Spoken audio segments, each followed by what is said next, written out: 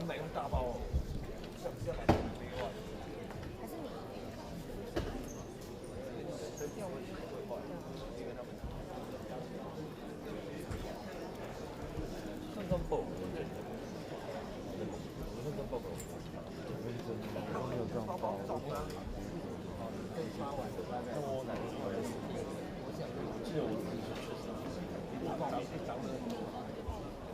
但是晚上他们在早上就开始打招呼，开始打招呼。他们就在那里好黄色的嘛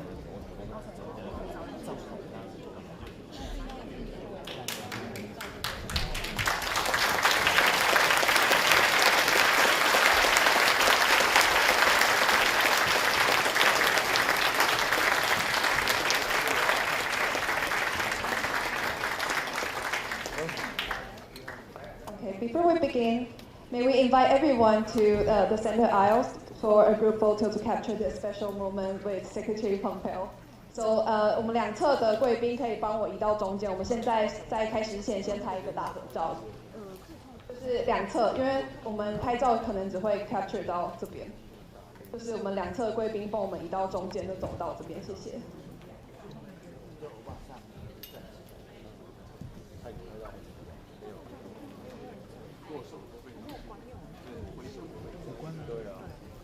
我们请场外工作人员可以进来跟我们一起合照。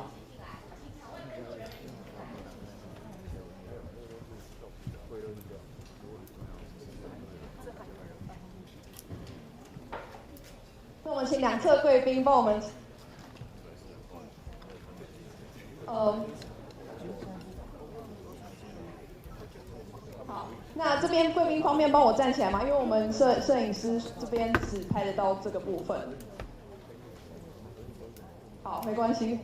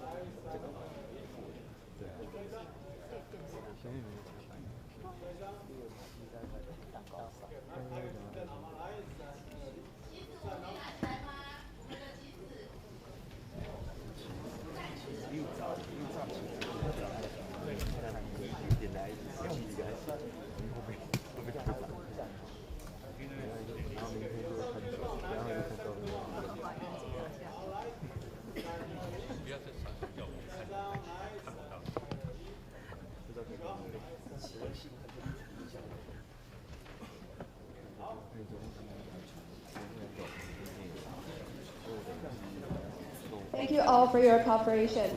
谢谢各位的配合。Before we proceed, please allow me to introduce myself. I'm Cynthia Yu, your host today. 我是杨欣慈，很高兴今天可以为各位主持这场活动。Today we are honored to have Secretary Mike Pompeo here in Taiwan, not only for our presidential inauguration, but also to join us for this event. As the host organization, Formosa Republican Association sincerely thanks you all for your enthusiastic participation. To begin our program, please welcome the chairman of FRA, Tommy Lin, for the opening speech. 欢迎福和会林义明理事长。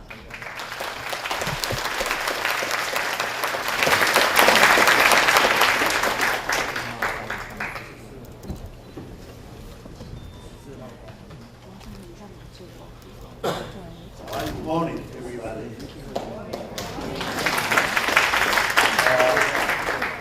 It's my honor to have introduced to Mr. Michael Pompeo. Let me use English to say some great word. Dear guest, it's our distinct honor to welcome former U.S. Secretary of State Michael Pompeo as the Speaker for the Formosa Republic Association. The purpose of the Formosa Republic Association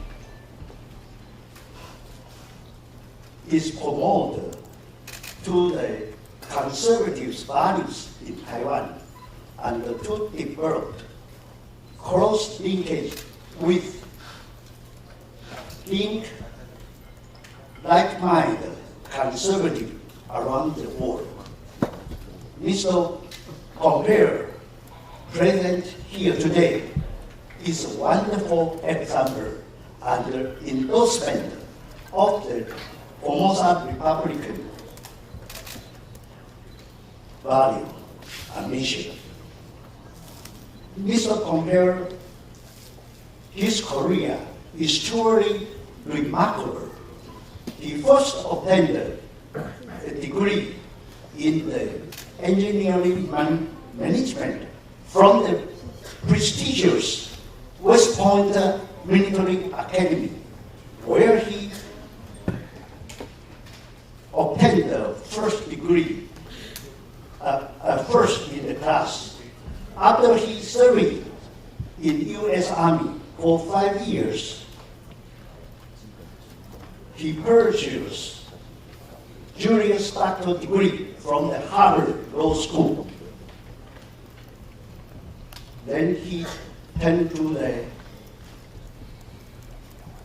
business, and he became the successful businessman, in which he was the CEO of the Theater Aerospace and the president of International and Oil Field Equipment Company. Later, he turned into the politics. He was elected House of Representatives of the state, Kansas State, and he served almost 6 years in the congressman.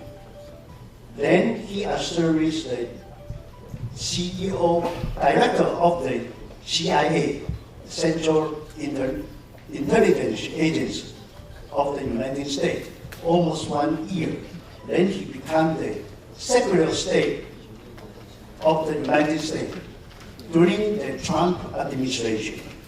All of that is very impressive, but stand out most for me, set up the Mike Pompeo apart is he is the only former U.S. Secretary stepped out for Taiwan. I remember when he reached in Taiwan in 2022, he brought the state in his view, the United States government should immediately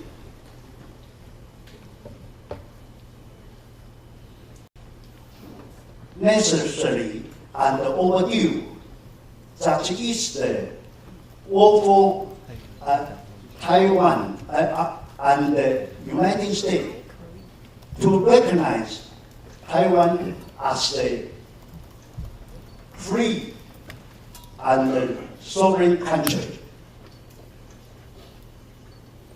Please, we stand up, join me with the warm around approach to the Mr. Pompeo.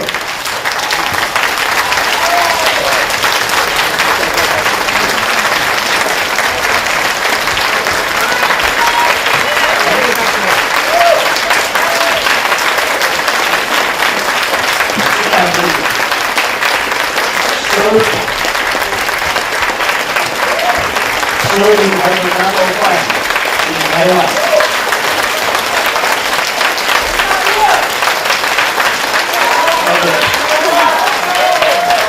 Sit down, please. Sir, you have a lot of fun in Taiwan. Yeah. I won't say anymore. Let much time as possible for the Mr. Pompeo. Thank you so much.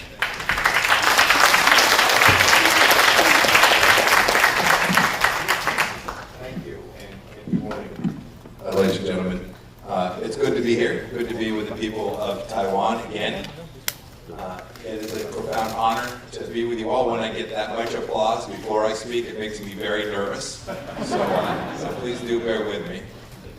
A couple years ago, my first trip, I was moved. I was moved by your hospitality and your warm welcome, your graciousness. Even at the height of COVID, when there was so much struggle in the economy and for people and for families, I saw it. I saw Taiwan's resilience as a free nation, a free country led by an incredibly capable government. Here once again, I had a chance to come back at another inflection point in your nation's history, another landmark moment for your country. When a democratic elected president makes a peaceful transition to a new era that will undoubtedly be full of challenges, for sure, but many opportunities for everyone in this room, and I hope for all of the people of Taiwan. I feel particularly fortunate at this event hosted by Taiwan's leading conservative NGO, the Formosa Republican Association. It is a unique group, a special group, and I am so proud to be with you all today. You all know, yes. I have to be very careful. My book has now been translated into your language. But I do know one, right? Formosa is a nickname for the country. It means a beautiful island.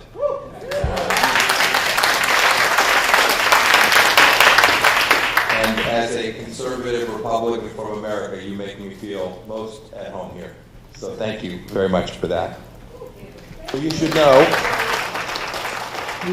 know that I'm not here today as a partisan Republican advocate, nor am I here as a representative of the United States of America. I am a civilian, a private citizen. I am here because I wanted to be in this place to celebrate alongside of you, to celebrate your successes in embracing both conservative and what are traditional liberal ideas, understandings of human dignity and basic rights. I'm watching your legislature. It's very rambunctious. I served in ours. We were pretty rambunctious too. Who knew you would have to take Taekwondo to serve in your legislature? I am so proud of what you all have done.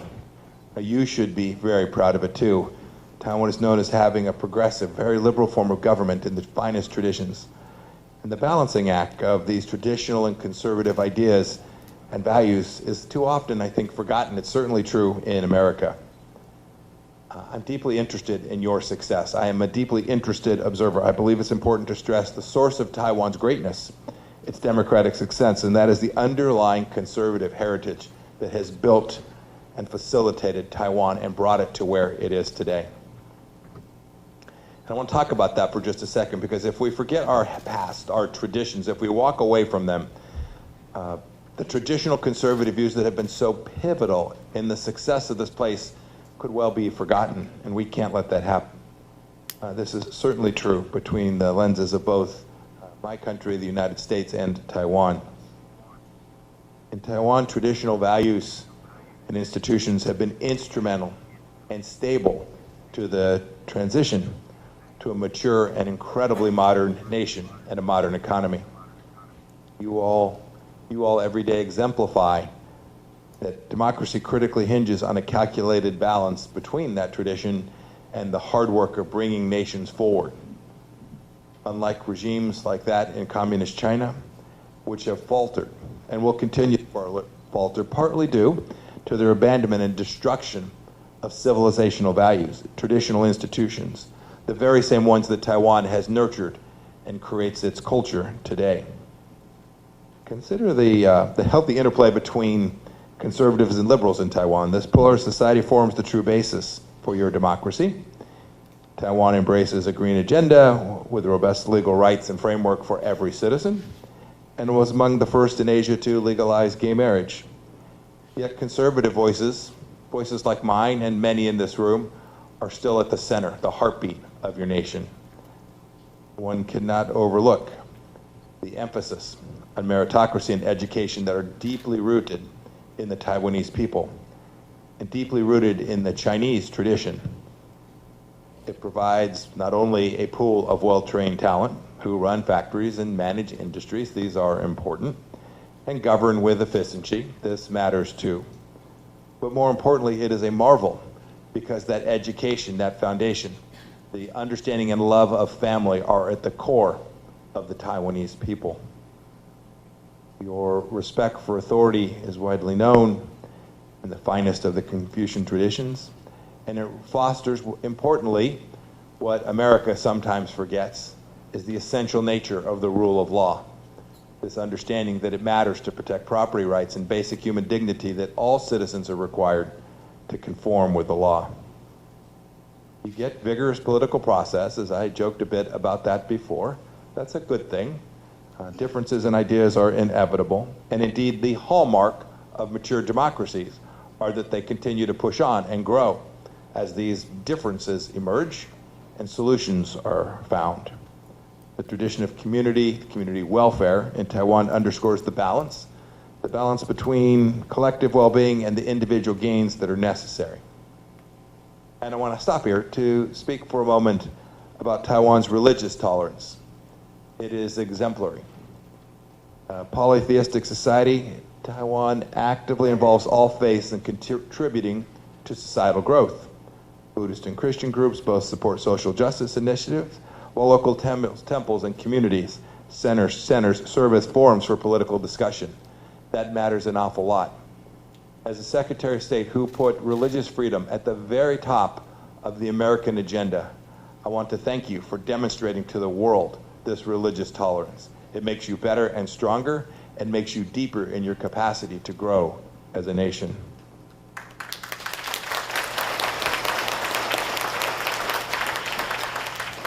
The world marvels at your economic success. Don't ever walk away from that. Buttressed by family-run businesses that integrate traditional values into the company, into the businesses. As someone who ran a small company for 10 years, I knew that that culture in these institutions mattered an awful lot. We wanted to make money. We wanted to grow our company. But it was absolutely essential to our customers, to our team members, to everyone who was part of our organization, that we never forgot the central values that had delivered so much progress for our nation, and if we did it right, would create a culture in our business that would lead to further success. You know, we live in an era where extreme left-wing ideologies often challenge these traditional values. That is certainly true in my nation, and I know it's true here as well. You have demonstrated through what has happened just yesterday and over the years that Taiwan stands as a beacon to the world of how tradition and modernity can exist alongside of each other. Thank you, and God bless you for that.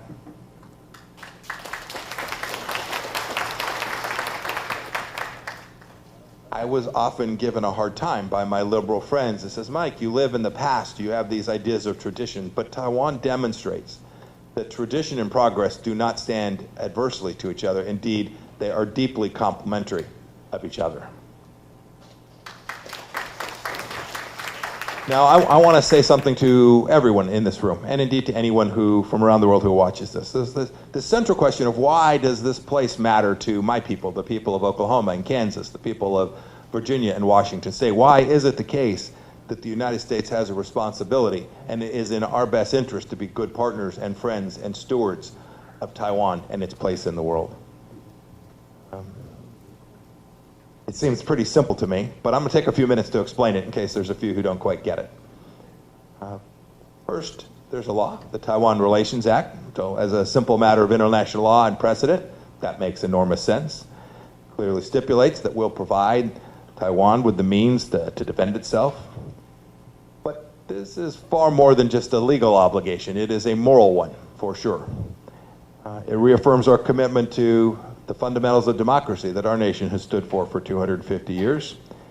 It also says that we know that we must hold the central value of national sovereignty, the freedom of peoples to act collectively as a nation. It is also true that the strategic implications of this place can never be forgotten. The failure of the United States to support Taiwan and the Taiwanese to support their own defense and security would create an epic challenge for the globe. Just have a piece of real estate that matters. Geography is important. We know that this is the gateway between the Pacific and the South China Seas. For the Chinese Communist Party to come to control this place, It would significantly alter the balance of power in the Indo-Pacific, something that matters to every surfer like me who grew up in Southern California. I know that we are a Pacific nation too, one that depends on the capacity for people who fear God and who work hard and who love their families to keep freedom in this place. Thirdly, I must say, as we watch what's taking place in the world today, and I know in the Q&A we'll talk a bit about this, supporting Taiwan re-emphasizes for the world that America will live up to the commitments that it has made over the decades. Around the world, our allies in Japan and South Korea and the Philippines, they're watching how the United States behaves, make no mistake about it, and properly so. They rely on our resolve and support to counterbalance regional threats and to honor the commitments that we've made. Were it to be the case that we abandon Taiwan at any level, not just militarily, but economically and diplomatically, morally, nations would come to doubt my country. Nations would come to take risks against my country. Nations would view themselves as free to take risks that could lead to things that would harm my country. So out of an abundance of selfishness, not only a morality, it is deeply in America's interest to continue to honor the commitments that we have made through the decades, and I pray that we will continue to do so. And finally, you all matter to the global economy. You know this.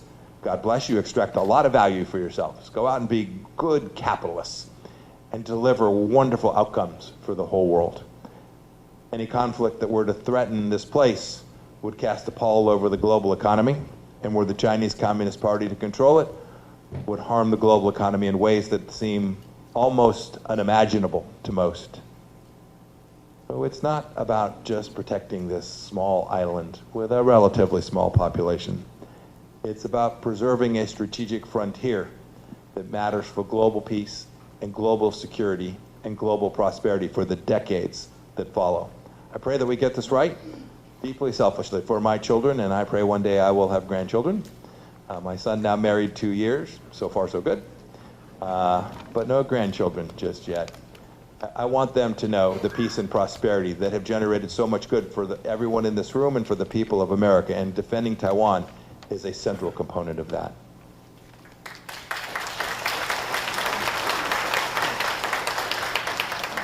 Now I want to share with you why I think you should have confidence that that'll remain so. Look, we're going to have political strife in America. We've got a crazy-looking election coming for the next 6 months. There'll be lots of noise in the media. There'll be lots of sound and fury. And there will be hard-fought ideological debates about the direction that America should take. But I want to spend a couple minutes talking about why you should have confidence that no matter the outcome in that election, that the vast majority of the American people stand with you, and therefore our political process will yield support for your country as well. You've seen Republicans and Democrats, you've seen each of them provide military support. We've seen advanced jets and missiles and naval vessels, tangible proof of American commitment to Taiwan's defense capabilities. I wish that the Biden administration were doing more and getting more equipment into the field to you, into the hands of your capable military forces more quickly.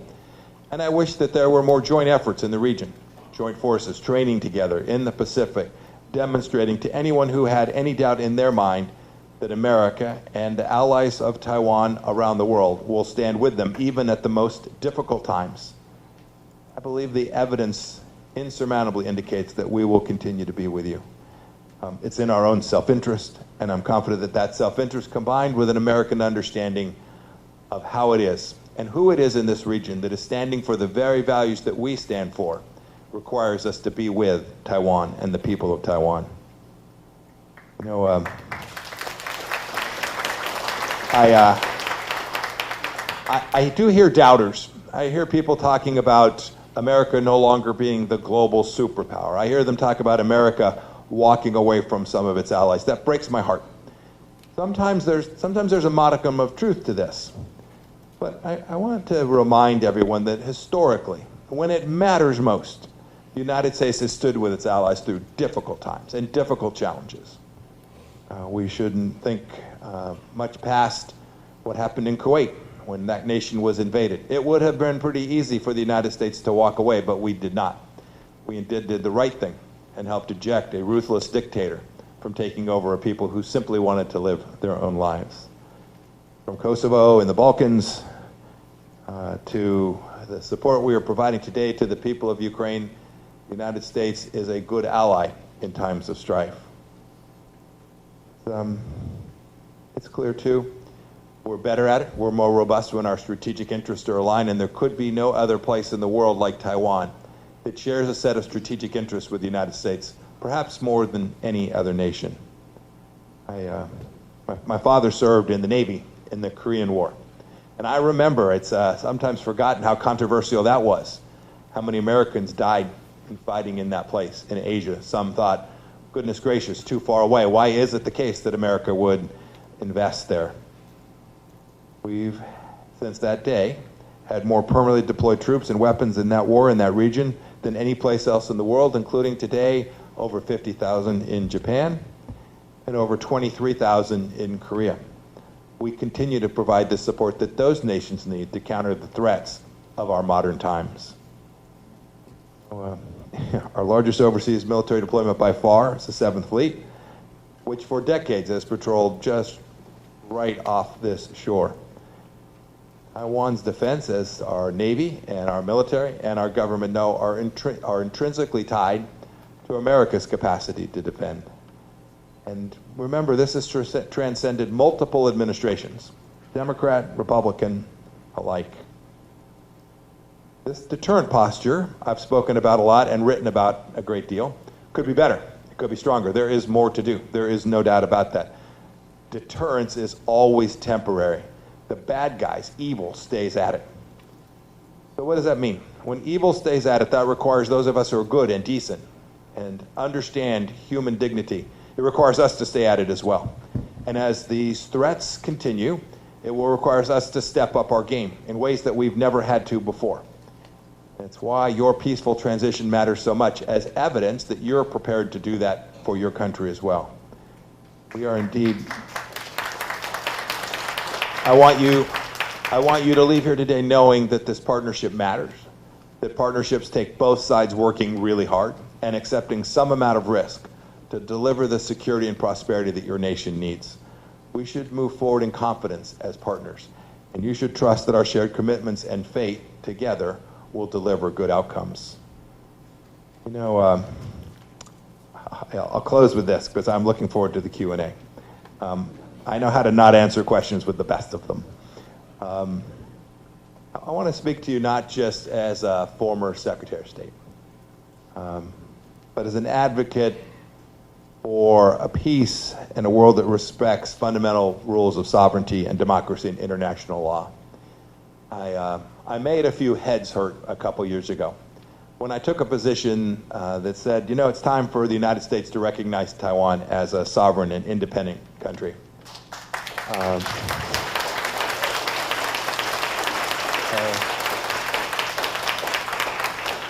You should know, I thought about this a lot before making that statement. As a former Secretary of State, people think about what you say. Sometimes they think about what you say and they say, you're just crazy.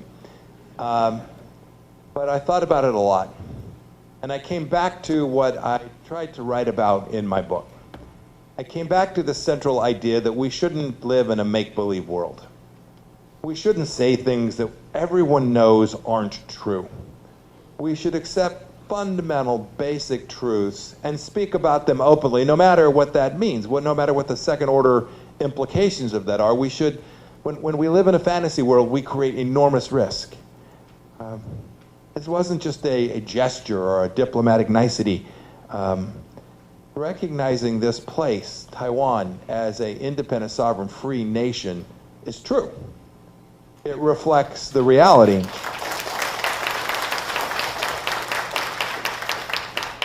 You know, I was speaking a week or so back about this law that China has on its book, this idea of an anti-secession law. That's just crazy, right? When Xi Jinping speaks of Taiwan as being reunified with his country, this is propaganda. This is an effort to shape the minds of your children and shape the minds of people around the world who don't know the history, that don't know the history that is so central to why it would be important for the United States to make a declarative statement about Taiwan and its independence. It's a simple call to just recognize the existing reality. You govern yourself democratically. We saw this yesterday with your peaceful transition of power. You control territory. You engage in international trade. You do so as a separate entity, deeply separate from the People's Republic of China. None of your real estate, none of your territory is under the PRC's sovereign control. To suggest otherwise belies the reality. You know, the risk is that the PRC has misinterpreted the PRC stance. And frankly, we've had these set of understandings, these communiques, these agreements that have been made long ago now. And perhaps they were workable in decades gone by. It's possible. When the other side violates an agreement, and there are really only two parties involved, it makes no sense for the other side to continue to honor those commitments. This isn't about belligerence. This isn't about an effort to create conflict. This is about recognizing conflict. This is about recognizing that there is an aggressive party, and there's a party that is a potential victim of that aggression. That's the people of Taiwan, not the people and the leadership of the Chinese Communist Party. They are the aggressor. They are the ones who have threatened and attempted to coerce this place. You are the ones who have stood up to this coercion and aggression in ways that are important and noble and decent, and God bless you for that.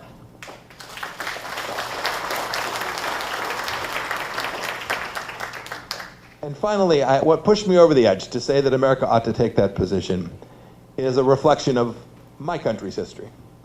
My country's history of recognizing people and their sovereign right to protect their own borders and to create prosperity for their own people. We correct a historical oversight when we get this right, but it also strengthens a peaceful and democratic peoples. It's not just a policy adjustment. It is a moral and strategic imperative, and it is a necessary, and it is a rightful acknowledgement of the democratic process of your true, free, and sovereign state. Time for us to act boldly together, and when we do, I am convinced that we will look back on the day that we just acknowledged the truth and the reality. We will look back on that day as a day that was an inflection point in world history, an inflection point in the history of this place, and an inflection point for the peoples of the entire region. And we made their lives better, safer, and more prosperous. Thank you for giving me the chance to be here today. It's been an incredible blessing, and I look forward to our conversation.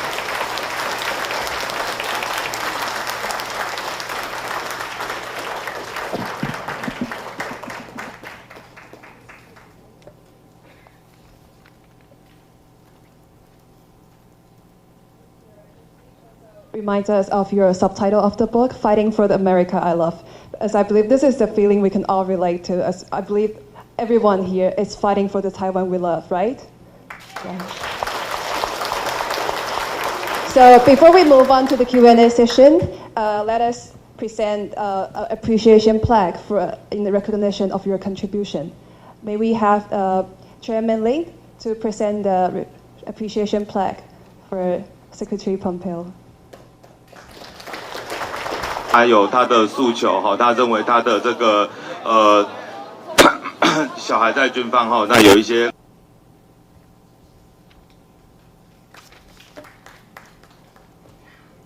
We also have some special Taiwanese gift for Secretary Pompeo.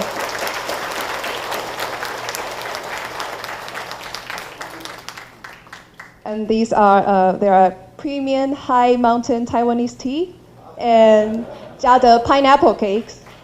Yeah. I'm sure that this can present the rich culture and hospitality of Taiwan. All right. We will now move on to the Q&A session.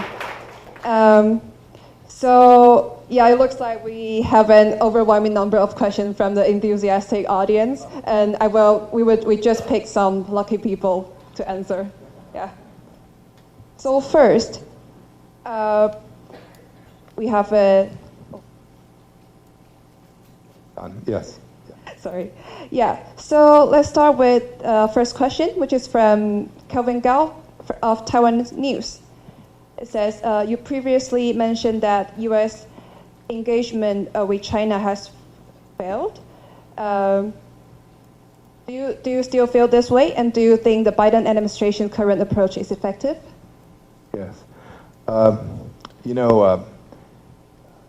Kissinger is far smarter than me. He passed at 100. I hope to live that long, and I have deep admiration and respect for him. But what he tried to do in 1972 may well have made sense then, but it no longer makes sense.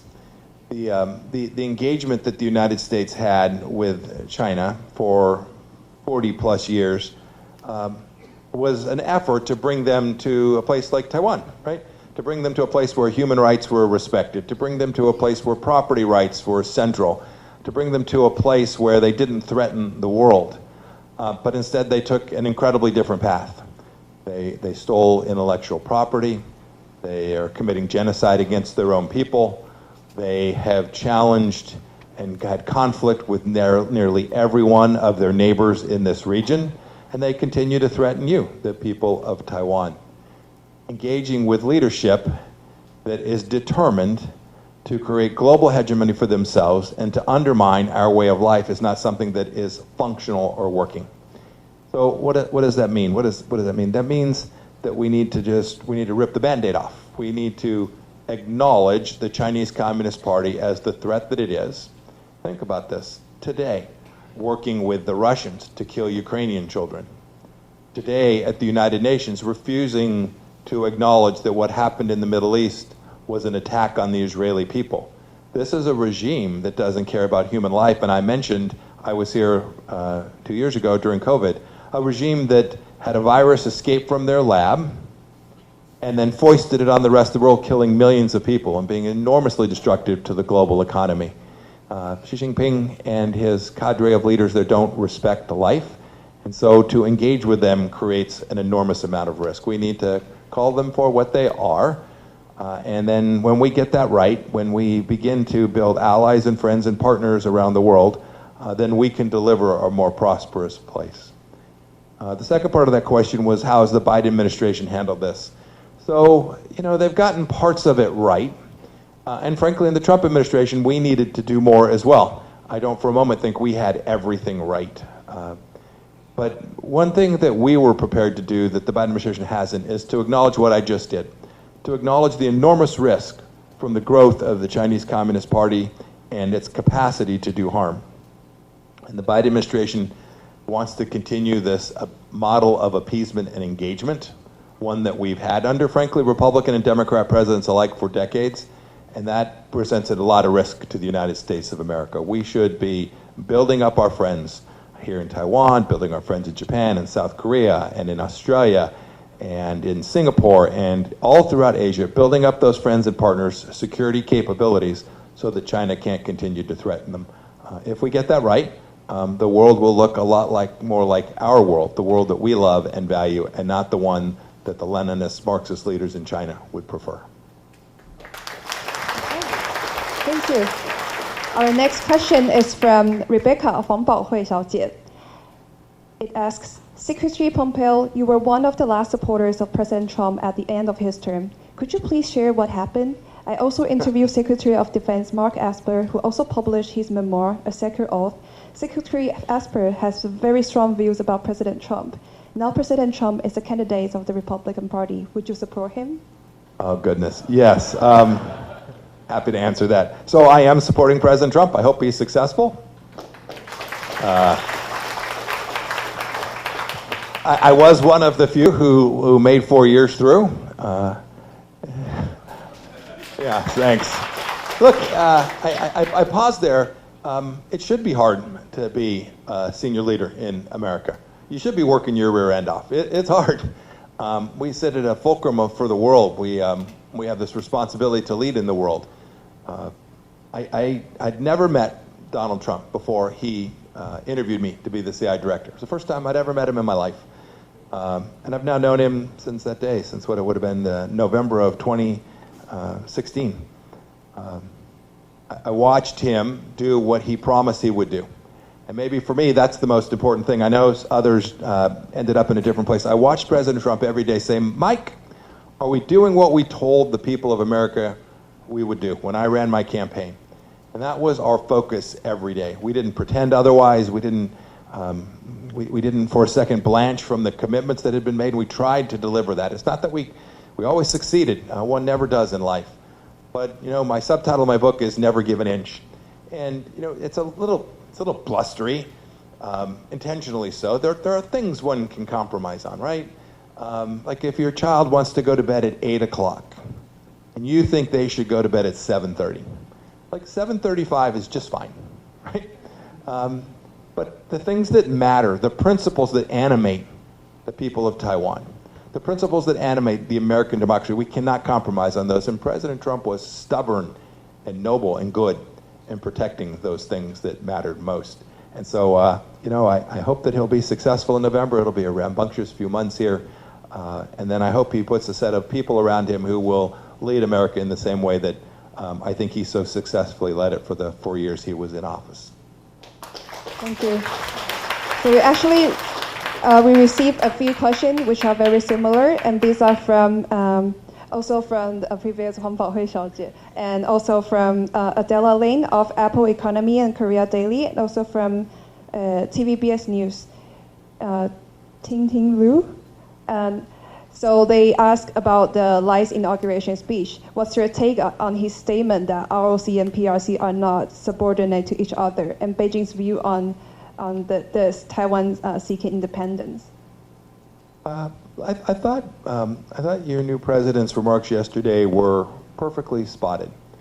Look, these are difficult sets of remarks. You are taking over at a time of incredible difficulty. You are still feeling your way through it, and so you want to make sure that the things that you say you are sure-footed on. And I thought he accomplished that remarkably well. I think he knows too the challenges, even here internally, will be formidable, right? Just like America said, just like we had when President Trump was in office, we had Congress that was controlled by another party. That makes your leadership challenge even more complicated because you do have to respond to that fact, that you have to accept that as a reality, that as the leader of a country, a democratic country, you have to accept that. And so it places constraints on the things that you can do. And when I listened to him yesterday, I thought he was very thoughtful in how I think he will approach this. And I think, too, he was thoughtful about talking about how it's the case that we collectively, not just here in Taiwan, collectively in the region, can continue to provide security for this place. Thank you. We have a very important question which is regarding the industry. This question is from Howard Huang from CTS News, Huashi. He asks, the semiconductor industry is a key factor in solidifying Taiwan's strength. Currently, the U.S. is striving for the chip independence and is encouraging TSMC to establish factory locally. How will this change the global chip landscape? And how will the U.S. assist Taiwan in this regard? Yeah, it's a great question. I invented the CHIPS Act. When I say that, Secretary Ross and I both had come to conclude that America needed to have the capacity to do semiconductor wafer manufacturing at a relatively high level inside of our country. You should note it was never contemplated that it would be only inside of our country, that we would only be able to depend on ourselves. Indeed, that is not imaginable. And so we approached not only TSMC, but Samsung and other global players at every level of that supply chain. And now the CHIPS Act passed after we left office, passed in the Biden administration with broad support across the political spectrum, is beginning to do just that. What's that? I've heard people say, oh my goodness, what's that mean? The United States will no longer be dependent on TSMC, or the world won't be dependent on Taiwan in that economic way. I don't think that's even remotely a risk. I think that the globe will continue to depend on you and your capacity to build things that matter to the world. I would encourage you in this regard, something that America lost. We lost our ability to do this, right? We were the global chip leader for an awfully long time, and then we lost it. We lost it for a series of reasons. But don't ever forget that leadership is not forever. Leadership in this space requires training the next generation. Leadership requires a deep commitment to high-end research conducted not only in your own country, but by people of your country that train and are schooled around the world. And it requires a relentless pursuit of innovation. And you need to make sure that your system continues to reward that innovation and doesn't squelch that innovation. Whether it's a semiconductor fabrication plant or someone doing bioengineering work or a firm that's engaged in agriculture, without the continued innovation, you can be sure that the Chinese Communist Party will seek to advance and to dominate. And we can't let that happen. And so I'm happy that the United States is now bringing back the training and skill set associated with this particular component in the supply chain for semiconductors. But you should know every American company that deals in that particular space is counting on you all to continue to be innovative and creative and deliver this outcome for not just the United States, but for Europe and India and for the world. Exactly. We will never give an inch to China. All right. Our next question, we have a Ukrainian guest, Mr. Yuri Poita, who asks, how would you assess the development of China-Russia cooperation in light of threats in European and Indo-Pacific region? It's something I think we all have known for a long time. The commies like to work together, right? It shouldn't surprise us that China and Russia have found a pathway to slaughter Europeans together. And we should never walk away from it. One of the things the Biden administration has failed to do is make clear that China is providing material support to the Russian enterprise that is killing Europeans even as we sit here today. What's that mean for the world? It means that good people, God-fearing people, democratic countries have to work together as well. We have that responsibility. And we should acknowledge when Iranian drones arrive in Russia and kill Ukrainian children. We should acknowledge when China buys Russian energy, funding the Russian war machine. And then that means we all have to do our part too. And it's controversial inside of my party in America. We need to do all we can to support Europeans' effort to protect its own sovereignty, just as we spoke about protecting Taiwanese sovereignty today. Last thought on that. I spoke to so many of my former colleagues in the House of Representatives as we were debating how to deliver assistance to the Ukrainians, and in some cases whether to provide continued assistance. Many of them shared a concern that I had. For me, it was not a concern that meant we shouldn't provide this support. For some of them, it was. We too often, when democracies fight, we forget that the central purpose of that is to win. You can't... So today, the Biden administration has told the Ukrainians, you can have these tools, but you can't fire them at Russians until they cross the border. If you're Vladimir Putin, that tells you you can assemble divisions and brigades and corps 6 kilometers across the Ukrainian border, and you can do so in total safety. No risk that this highly concentrated formation will be attacked using the long-range munitions that the United States has provided the Ukrainians. That just misunderstands deterrence. It misunderstands how you convince Vladimir Putin not to continue to be aggressive and kill Europeans. And so I wish that the United States was more thoughtful about this and was prepared to let the Ukrainians actually win and defeat this evil adversary. We know how to help them do that. I am confident that they are prepared to do that. It is not escalatory. I'm not suggesting that we allow them to fire into Moscow or St. Petersburg. Right, we're not going to go after civilian targets in the way that the Russians have. It's not how we fight. But we should be able to engage military formations wherever the Ukrainians find them so that they can keep their own people safe and ultimately achieve a victorious outcome for Ukraine and for Europe and for the world. What's your advice regarding the chaotic situation in Legislative Yuan in Taiwan? And this question is from Liaoling Liling from Ruichuan Mei. And how do you balance between the minority government and the legislative yuan? Well, first of all, so I always think debate is good and like fisticuffs are bad, just as a general rule. When I was a cadet, I was a pretty good boxer, but we should save that for the ring. But heated debate seems fine.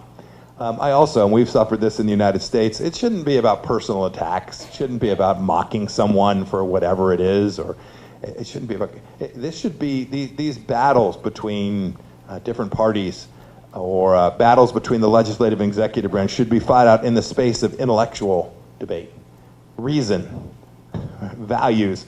That's the place that the best fights take place, because it's what's sacred. It's what really matters to the people that you have been elected to represent. And so, you know, I hope you all will get it right in your legislature, and you will vigorously defend the thing. Every representative, from whatever party they've been elected, will vigorously represent the people that elected them, and they'll do so through reason and values and debate. And if they do that, if you get it right, then, you know, most days good things happen. Agreed. Most days. Our next question is from John Lin of Formosa TV.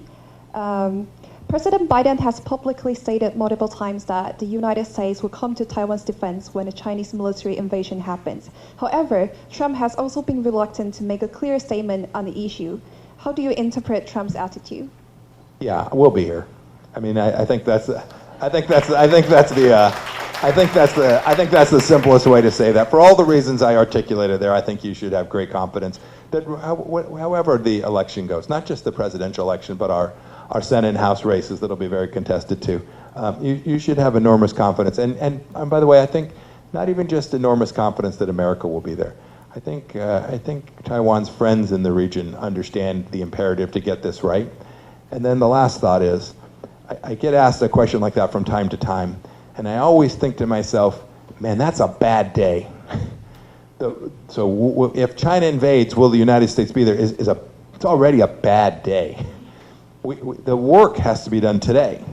The work required takes place today to convince Xi Jinping that the benefit of such an action will be overwhelmingly smaller than the cost of such action. That's where we have to get it right. You know, I think of what's taking place in Europe today. And I have heard both the Biden administration and NATO pat themselves on the back, saying, look how well we've done. We've allowed the Ukrainians to thwart Vladimir Putin's aggression.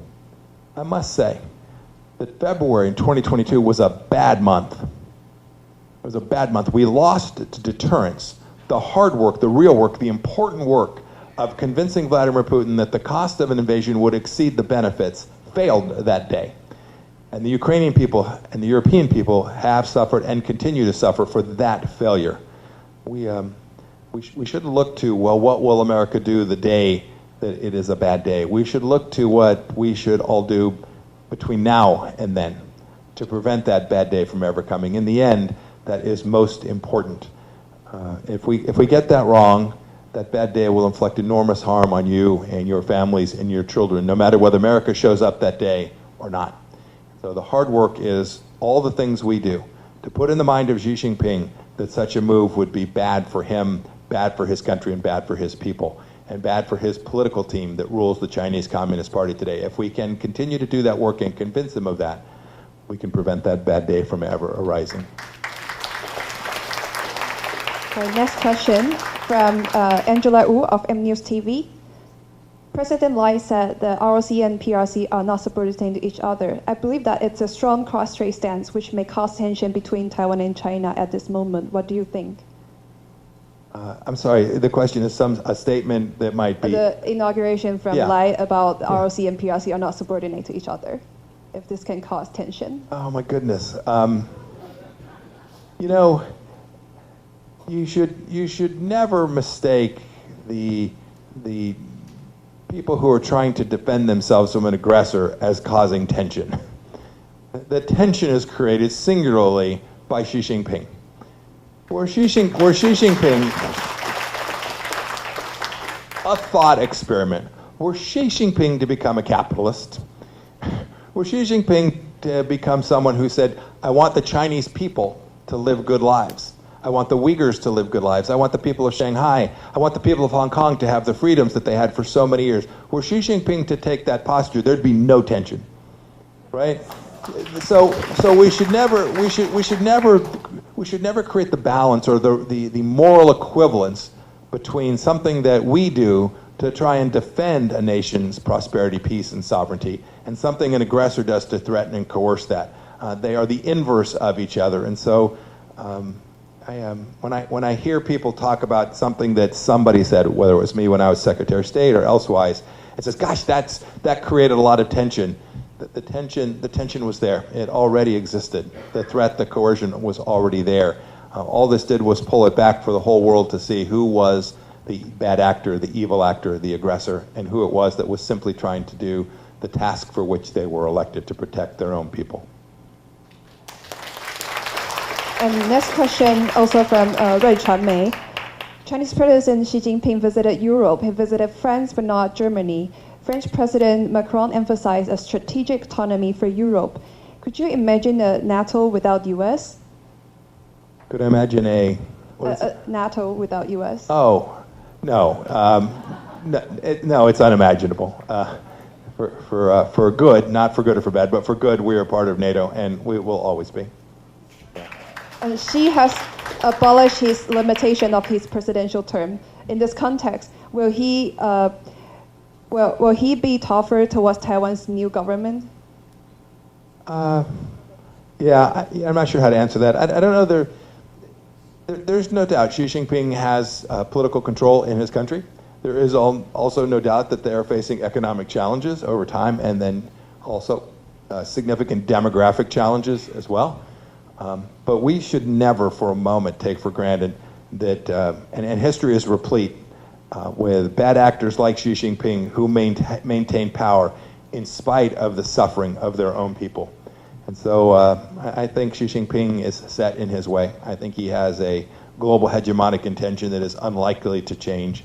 And so our work must not change or falter either.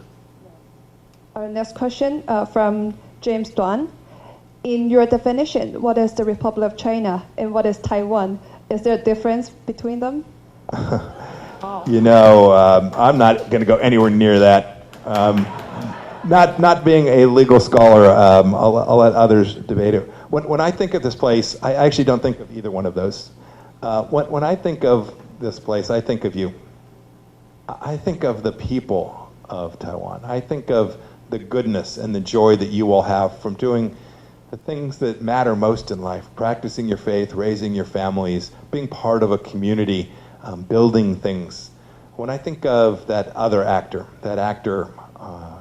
from the Communist Party of China, they're just the inverse of that. They find no joy in those things. And that is much to the chagrin of their own people. Xi Jinping no more represents the people of China than the man in the moon. The people of China deserve so much better and so much more.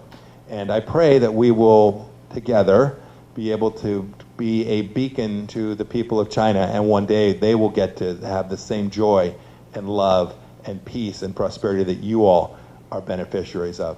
I'm convinced we can get there. My last thought is this, since this is the final question. I really do want to encourage you. I love to come back to this place. I love to be with the people of this place because I see so much of what my Savior talked about how people are intrinsically desirous of things that really matter to themselves and their families and what comes behind them. You have such a love for your country, you have such a love for your families. Don't ever lose that. I am convinced that together we will prevail, that He is watching over us, and that when we get this right, when we work really hard at this, that good things will flow to my country in America and to yours here in Taiwan. Thank you, and God bless. Thank you. I think this perfectly concludes this session. Let us extend our sincere gratitude to Secretary Pompeo for your engagement.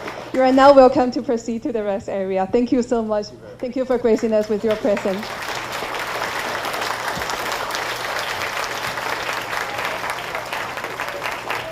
Please also welcome our legislator, Chen Guanting.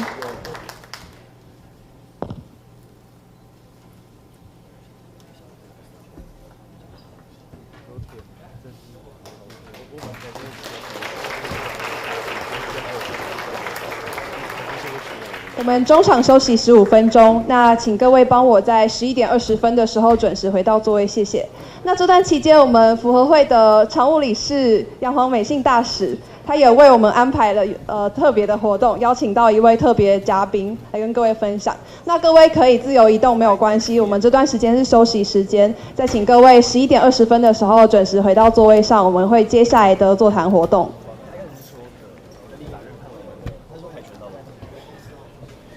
各位嘉宾大家好，我是杨婉美信哈。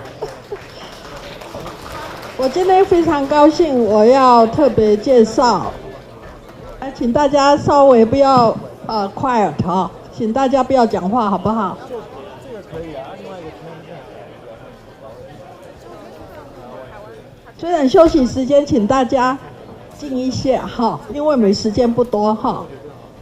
今天我要介绍的是那个《华盛顿时报》在美国的《华盛顿时报》的总裁还有总编辑，那他很高兴也是受到我们总统的邀请。那我现在请他们先上来，要 please come up。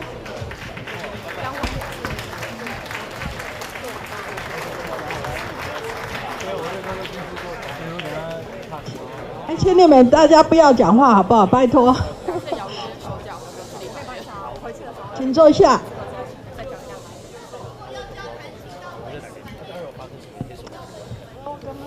我觉得他跟你讲丰富到我不知道，他现在还会在，对吧？我说他已经丰富到，他还会在，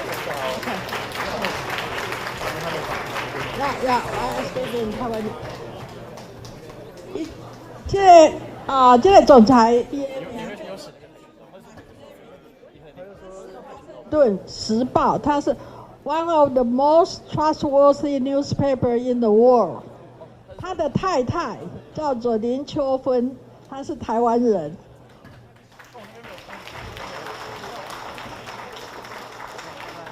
咱在座的人可能有知影吼，顺天堂，顺天堂，迄就是伊阿公。他是从 Vienna 非常有名，是。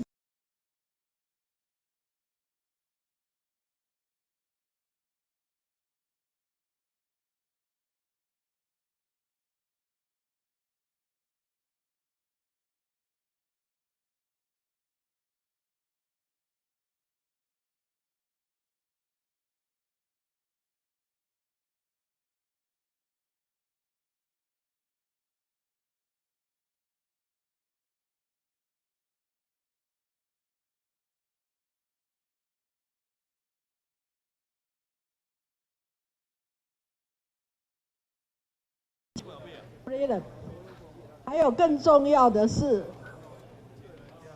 ，Washington Times 是最反共的、最反对共产党的一个报纸。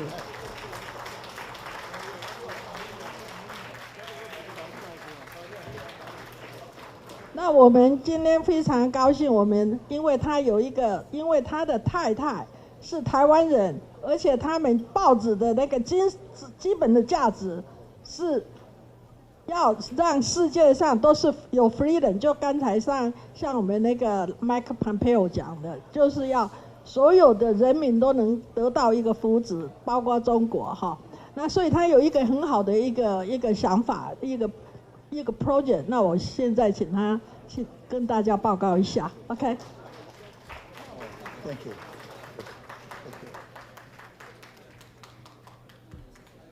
谢谢。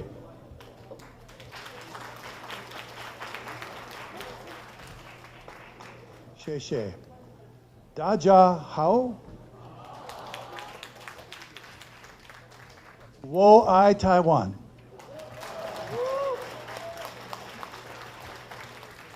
Thank you. I would like to take just a few minutes, first of all, to thank you and Ms. Mei Singh, Executive Director, and also Dr. Lin, President and Chairman of Formosa Republicans. Thank you very much, Sheshe, to be a chance to speak. I am here as Chairman of the Washington Times and also as the husband of my lovely wife who was born in Taiwan. So I am not only Chairman of a major media company, but I am the son-in-law of Taiwan.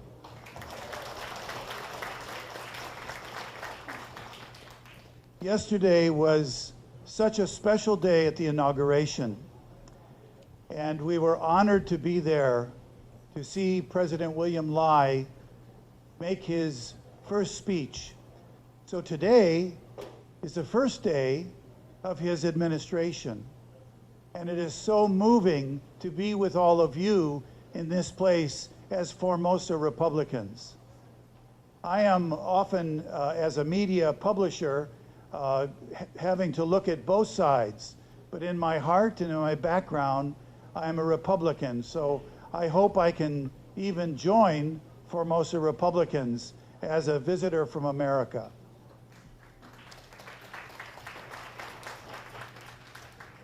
The project that we are launching is called now the Taiwan Project for Global Freedom. We believe it is essential, as Secretary Pompeo said, to keep Taiwan free. But not only Taiwan, but the whole Indo-Pacific, from Korea, Japan, Taiwan, and Philippines. And America has a very special place, very special role. 1 year ago, we had the opportunity to visit with then Vice President Lai, and at that time he congratulated the Washington Times because we were covering the issues so important to your country. And I asked, what more could we do? And President Lai, now President, said, we really need international support.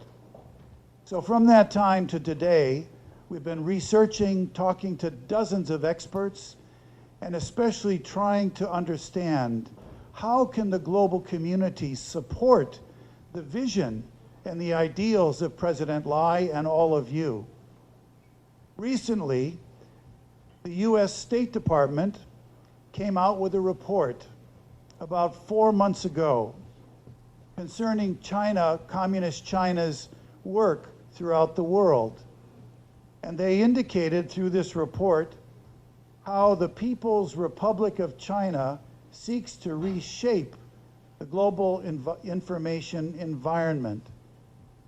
The essence of this report is that China is spending billions of dollars every year in information operations and so-called cognitive warfare to influence people's minds.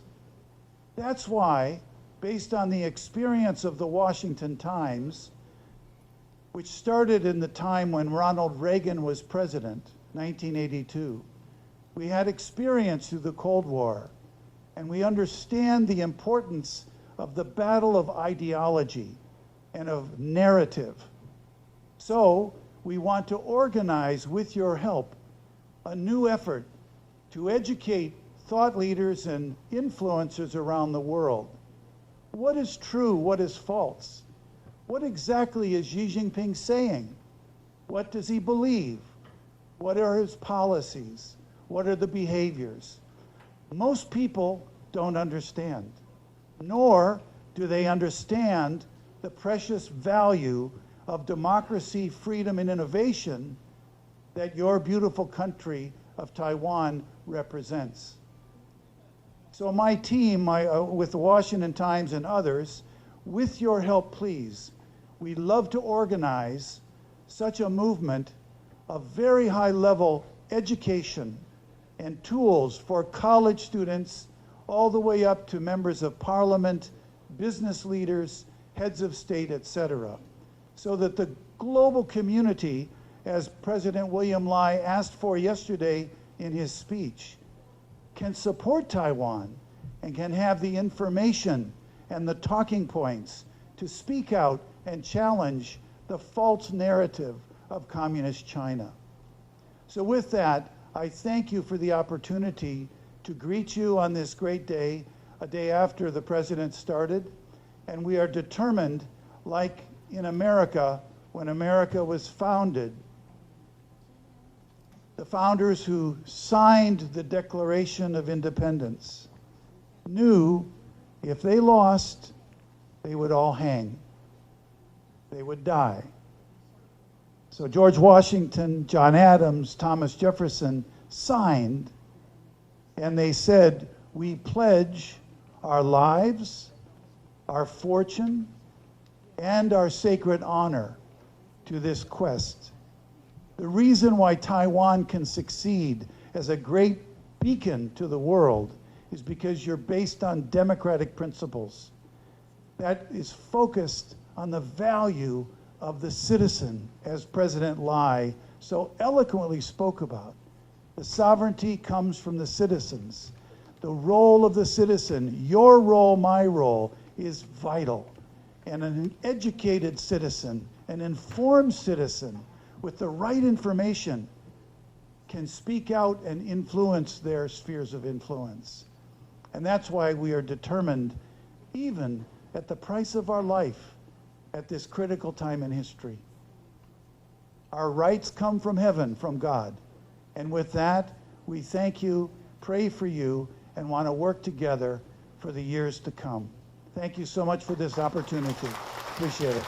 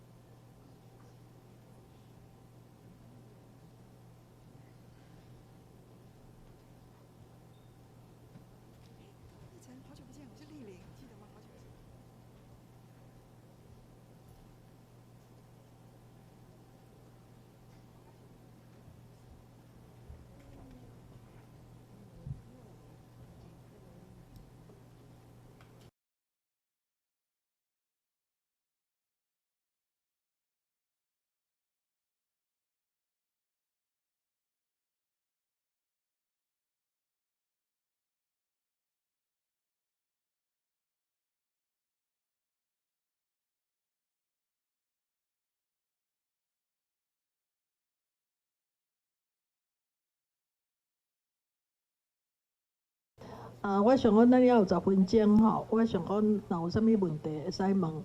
昨昏即个 Tom McDavid 吼，即个 chairperson，伊有去拜访咱副总统，甲副总统讲即个 project 吼，这 project 我感觉介重要，咱台湾人想讲要做一个正常的国家吼，咱爱有一个真好的 foundation， 就是讲有迄个基础，若无基础。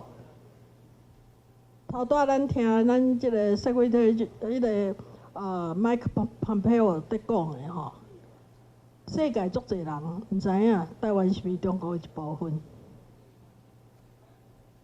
足侪人毋知影，嘛毋知影要安怎去讲。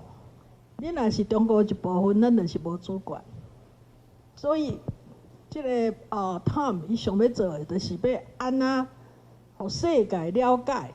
台湾的地位，安怎？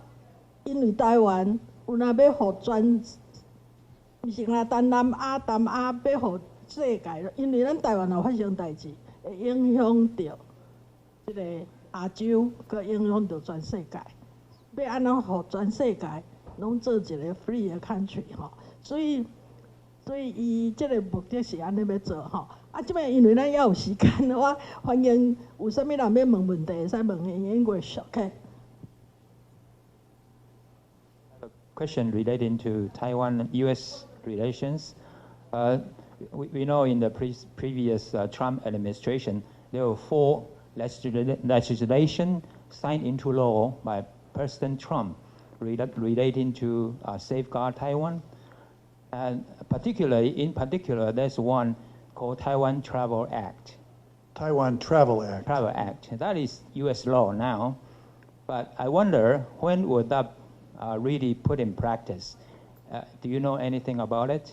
You know, I need to check into that, but I'm not sure. So we need to research that and get back to you.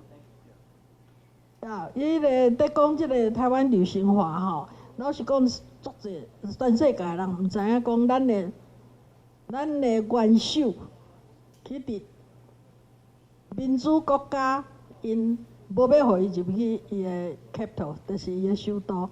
You know, in the world, even the democratic countries, they don't allow our leaders to step in the capital of their countries. 其实这我有哪还没讨论到，有哪有小过 We discussed before. Masing, I think that's a very important point.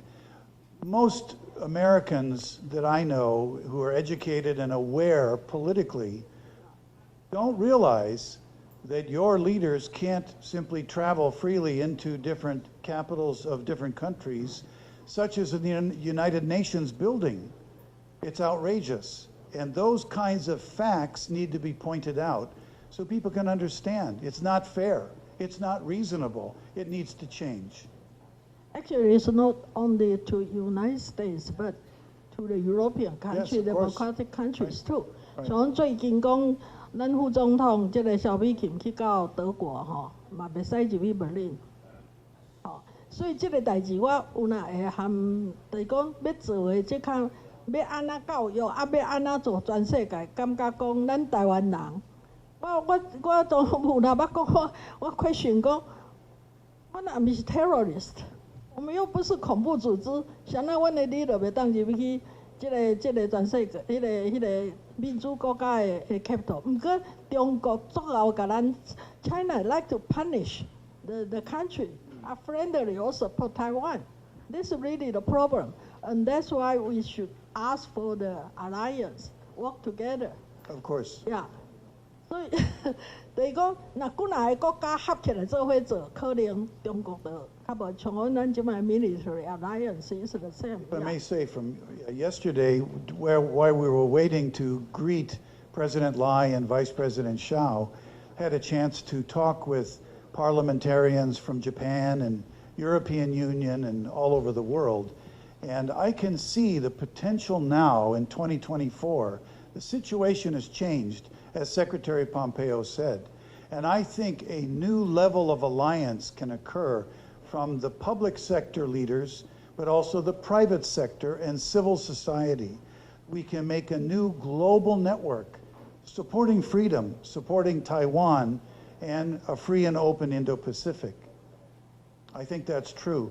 And if you'd like to get more information, would love to learn from you and work with you, please come and see me, and we'll give you a business card. And we want to make some forum, online forum, some intellectual work. Your country is leading the world in semiconductors and innovation in technology. I think, Masing, we need to have the same approach to change the way people think about the China problem. So new innovation and a new unification globally centered around the ideals of freedom and sovereignty and human rights. What do you think? Yes? Good idea? Yeah. How many, I would like to ask if we're looking for representatives of companies as well as NGOs, students, elected officials, media, leaders in civil society, faith communities, every area to work together, Taiwan, US, Europe, Asia, Africa. Thousands of people can work together around those ideals. Show me if you have any interest.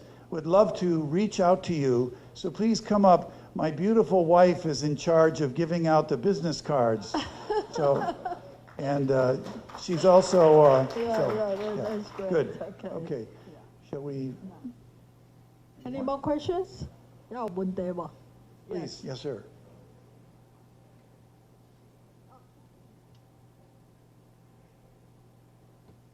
Welcome you to Formosa Republican Association. 谢谢. I'm the director And also, I'm the chairman of the Taiwan Human Rights and Culture Association.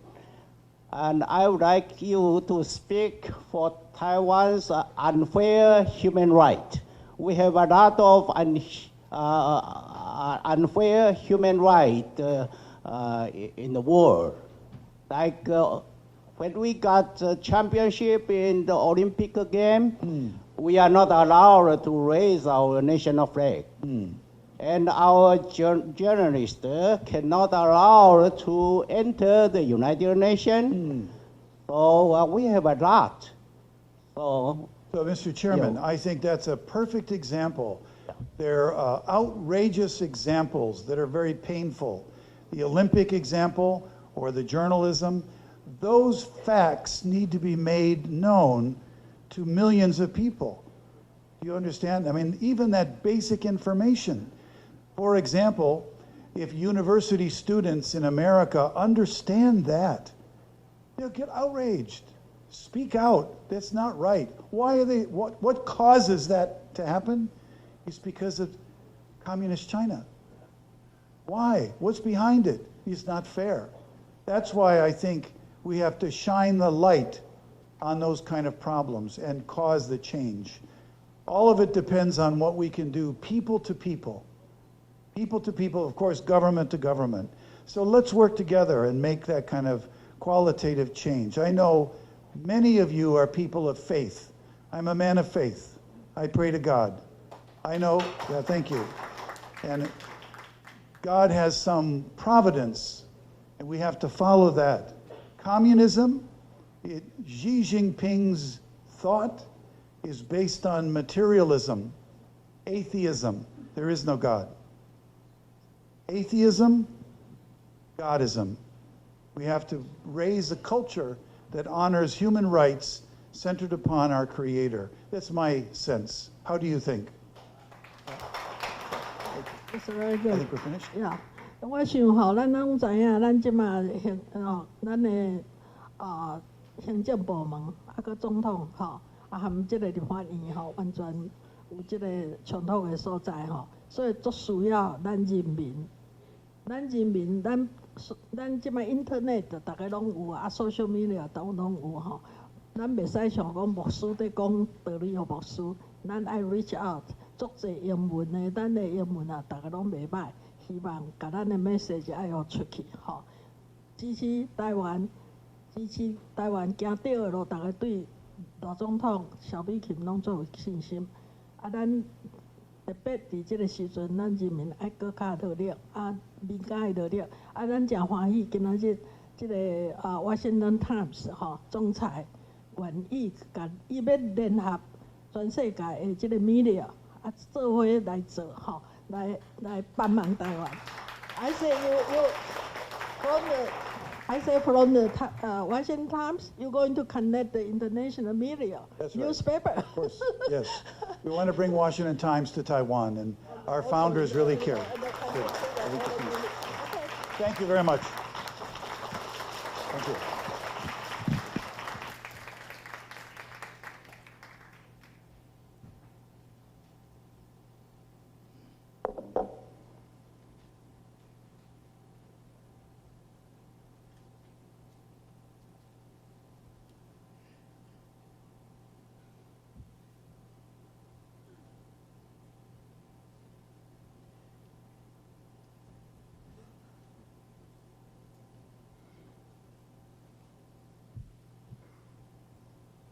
We're now delighted to welcome Secretary Mike Pompeo back to the stage for our panel.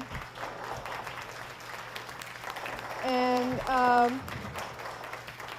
welcome back, everyone. Now we have the honor of hearing from Mr. Mao Yu, the former senior China policy advisor to the U.S. Secretary of State, who will introduce Secretary Pompeo's book, Never Give an Inch. Please also welcome Mr. Yu.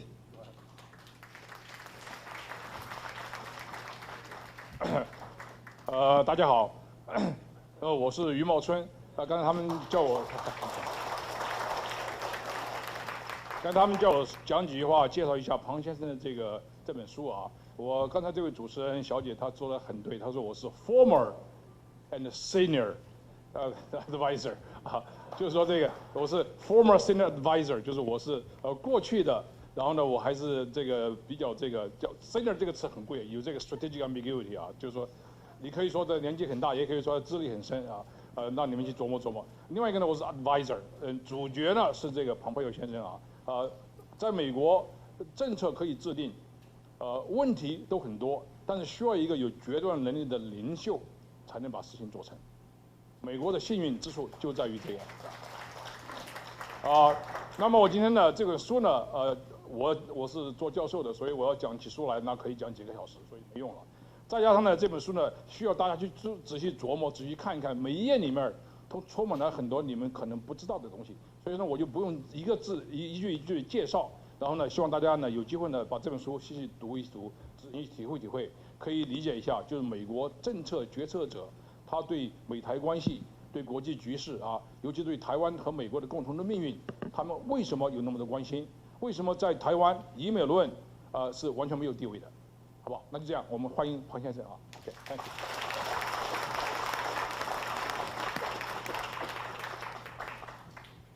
Here comes our panel discussion session. And now, the session will involve sharing insights and reflection on the book, followed by interactive between the panelists.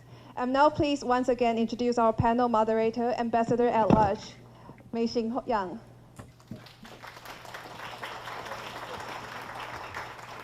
And joining the panel are FRA Chairman Tommy Lin, Lin Yiming 理事长 and UMC Founder and Philanthropist Robert Cao, 联电创办人曹新成董事长 and Legislator 陈冠廷，立法委员陈冠廷，欢迎他们。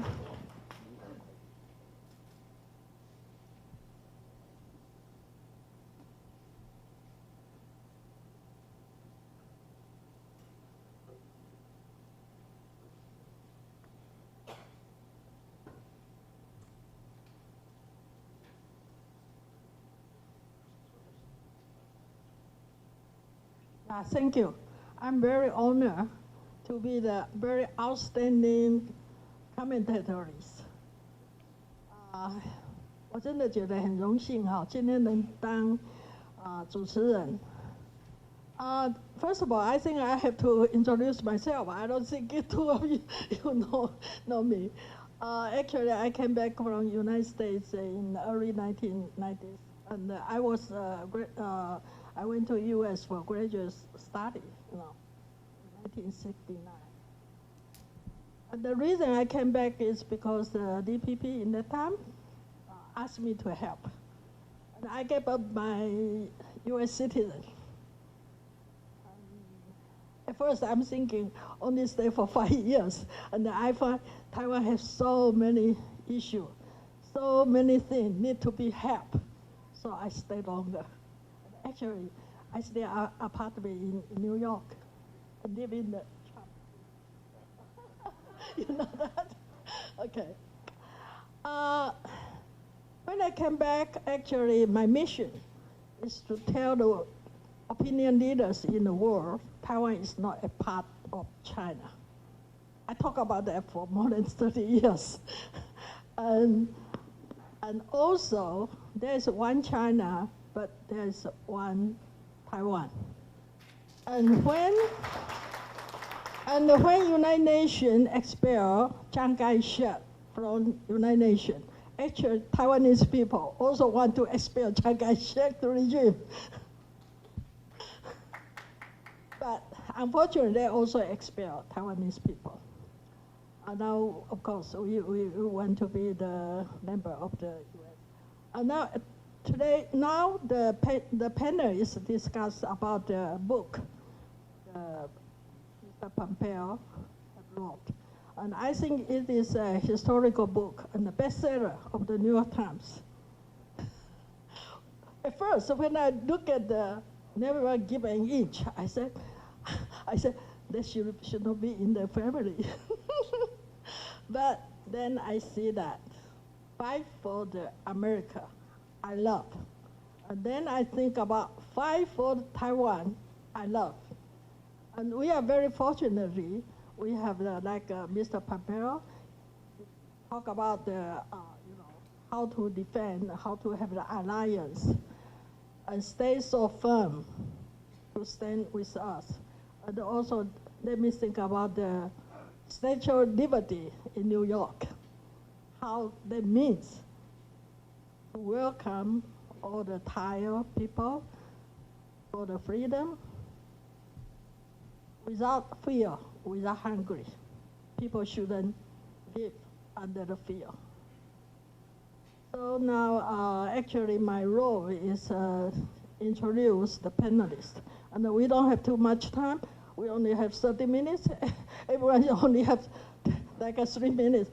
Let me introduce our chairperson, Mr. Dr. Lee. Yeah, actually, yeah, I should introduce.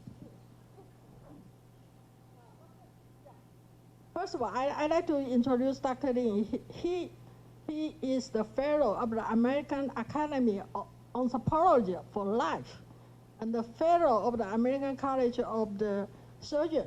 That's the highest honor. I think many Taiwanese people didn't know that. That's almost like a 院士, okay? 台湾美国的院士在他的 area, 他的那个眼科, and he came back to Taiwan about 10 years already, right? 1990, I was about same as me. And he's a well-known eye doctor. But there is a saying that the small doctor hear a patient, but the big doctor want to heal Taiwan. Taiwan has many problems. And besides his practice as an eye doctor, he also tried to help, try to heal. And now he is a chairperson of our association. Can you say something about the book? Yeah, I didn't read the whole book yet. Sorry, because I got the English edition from the bookstore. So I've been ordered almost 3 months. They come out just 2 weeks ago. So really, I haven't finished. But I have to say, there are many Christians in our Formosa Republic Association. So I have to say, I believe that Mr. Pompeo, why he stand, because he had to really faith in God. His service, he's the secretary of the state, but his service as deacon in the church. He and his wife, also the Sunday school teacher. So that's mean. Yeah. From his book, he called the New Testament Corinthians, first, chapter 16. God and stand firm in faith in God, and be strong and do everything for love. That's the reason he said do everything for love. I believe that one question asked him, how do you compare the Taiwanese and the Xi Jinping? And he said, he loved Chinese people. He not against Chinese people. He only against the Xi communist leader, because he from his love. So he said that Taiwan, we live in the free society. We live very well. It's just God created human. It's a general will. So let we choose what is good for his own. The only one question I want to ask him, why you say you lost your mind? You turn to the politics. Oh, goodness. So I often, somewhat jokingly, say that in 2009, I was living in Wichita, Kansas, with my wife, Susan. We had one son, Nick. I was running a small company there. I had a wonderful life. Susan and I were very involved in our church in Wichita. I had a great life. And then I joked that I lost my mind and ran for Congress because it is a different path. But it was, I didn't really lose my mind. It was a time when I thought America was heading in the wrong direction. There was a group of folks who thought I could maybe have an impact on that. Who would have ever guessed I'd be the CIA director and then Secretary of State? I certainly didn't imagine that in 2009, nor did I even know for sure I could win the campaign. The Lord blessed me, and we did. But it was a return to service, right? It was I'd been a young soldier decades before that, and it was a chance to go back and try one more time to serve. And I think each of us understand that we have this obligation to serve. We'll all do it in different ways. Few folks will choose to enter politics directly, but every one of us has a place to serve, whether that's serve our community and our family, or serve our team members at work, or serve children who are in school who are less fortunate, or help older people who are challenged. Those are all deep, important ways to serve, and this was just a chance for me to go back and serve in another way. And I'm incredibly blessed to have had the chance that I did to serve in that way. It was hard work, but a lot of fun most days. Okay. Now I'd like to introduce Robert Chow, very famous in Taiwan. And also very popular, very popular. I think Taiwanese people really love him now. Very, very much. Actually, he was born in Peking, and his father is a high school teacher. And why his family come to Taiwan is not with the military, but because of his father knows Japanese, right? Is that your father educated in Japan? Yeah. Educated in Japan. So in that time, after World War II, need someone know Japanese. That's why the father came here. So now is ask Robert to say something about your thought, after read the book. Yeah. Thank you. Well, I haven't read this book. Yeah. I see the bookmarks. There they are. Yeah.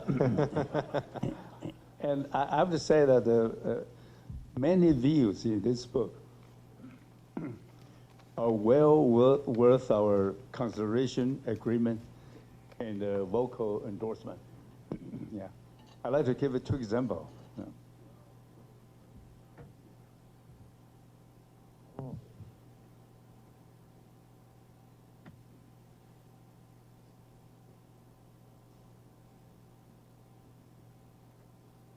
On page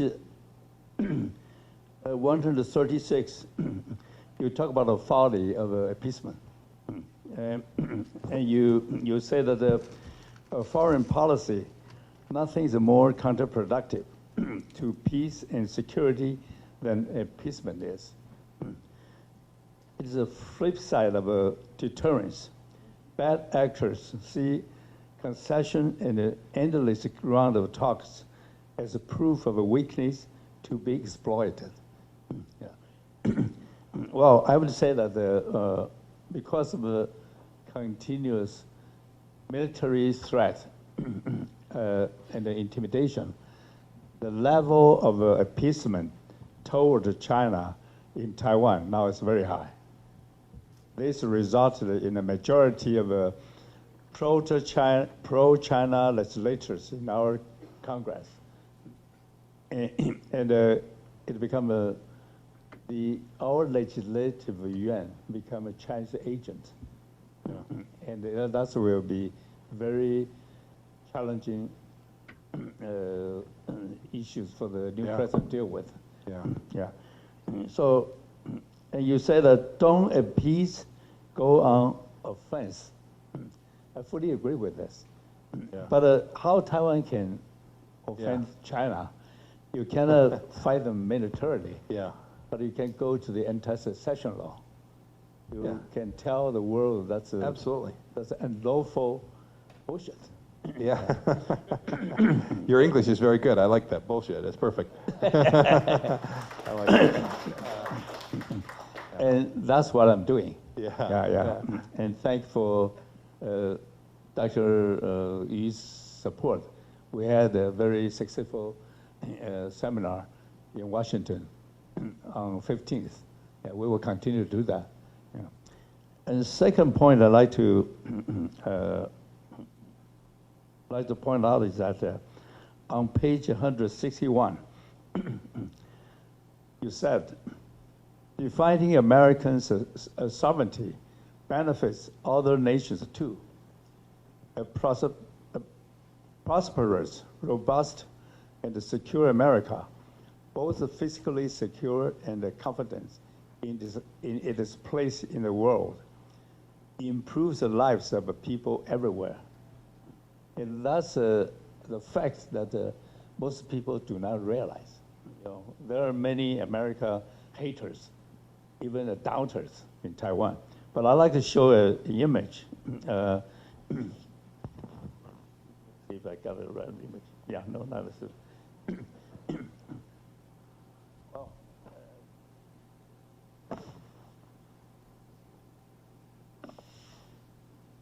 I start looking like a professor.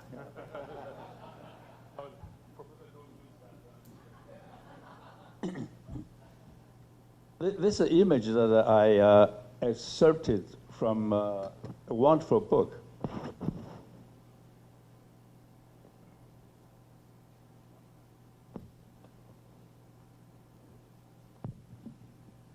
Sorry, your launch event, I introduced other books. I'm sorry. This book is written by Steven Pinker, Harvard University professor. Talk about enlightenment now. Okay, and in this book, he showed this image.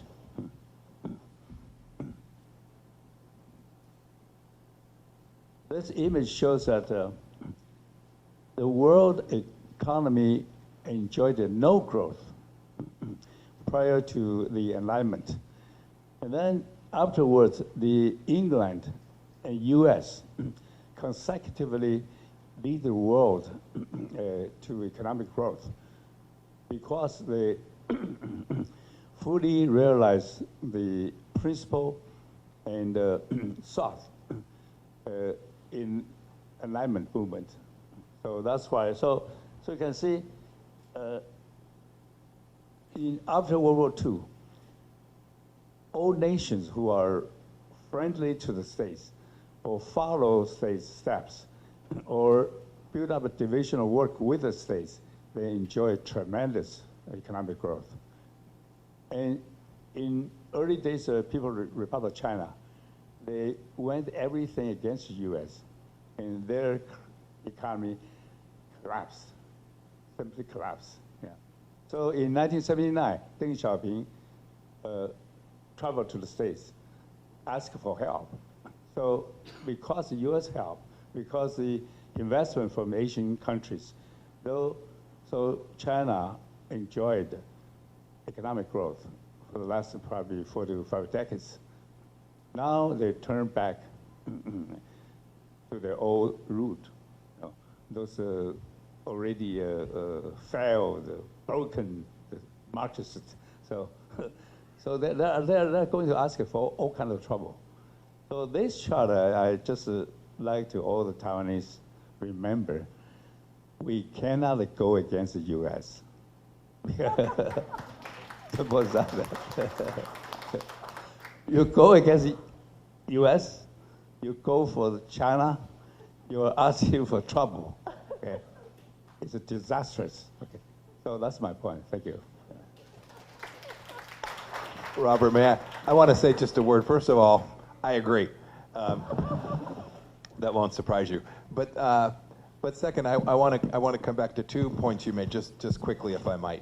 First, when I speak about going on offense, your point is right. 1.4 billion people, a massive navy, a very capable military force. The Taiwanese military singularly wouldn't have the capacity to confront that. Fair enough. That's just simple math. But offensive doesn't mean we shouldn't think about that in terms of just how many artillery rounds one has or how many aircraft one can marshal in a particular space. Offensive is in 3 places, and I'll cover 3 of them. I'll cover each of them, and I'll end with the one that you came back to. First is do your hard work at home. Make yourself someone that is not a people that they think will go easily. That's a real tool of offense. is to convince your adversaries that you care deeply enough about your country, that you are prepared to do the things you need to do to defend yourself, were they to become an aggressor. That is in itself offensive. It puts doubt in the minds of your adversaries. The second one is, it's not about any particular nation alone. The Chinese Communist Party would have the capacity to overwhelm many singular militaries in the world. There's no doubt about that. It will take a collective effort to respond to that way to an attack or a threat from the Chinese Communist Party, and we should all be working to develop that. Not only training, not only preparing and equipping, but all the elements that come, information exchange, the capacity to share data in real time. All of those things imposed a real burden on the Chinese Communist Party, and make no mistake about it, Xi Jinping knows that. The third place you go on offense is in the space that we've been spending a lot of time talking about, in the space of the minds of your own people and people across the world. So when you hear Xi Jinping talk about the anti-secession law, you should call him up on it immediately, right? It is a propaganda effort. It is a united front effort, and we should not allow them to have that information space inside of our own country without a vigorous response, reasoned, thoughtful, articulate, and fact-based. When we do those things right, that is a powerful offensive tool against a communist regime that is intellectually bankrupt. Taiwan is not intellectually bankrupt. It is a deeply moral, deeply faithful place that understands the foundations of human dignity. When we get those things right, that is a powerful offensive tool for those of us who are standing up to the ideology that Xi Jinping is trying to foist on the world. When we get that right, Robert, I'm convinced many good things will follow.